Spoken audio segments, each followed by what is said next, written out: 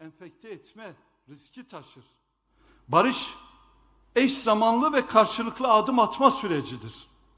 Barışın siyasal iklimini oluşturmak için de adımlar atılmalıdır. Bakın bizden önce Aştî pêvajiya gav avêtina hemwext dualiye.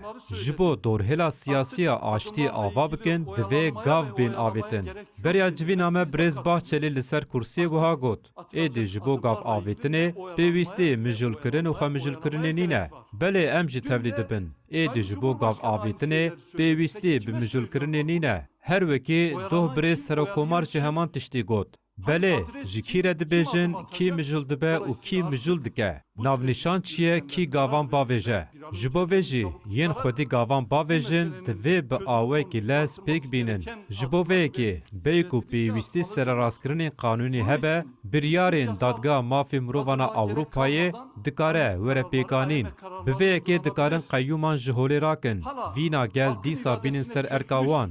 Aştî ne ew ku hukuk bi gotinan pêk were. Encex gotin û hukuk bi hev re pêk werin dest pê dike. Heger gav bi hev re werin avêtin, bawerî çêdibe. Heger bawerî çêbibe, rêve bibe, demokrasî were. Güven oluşursa yol açılır, demokrasi gelir, hepimiz nefes alırız.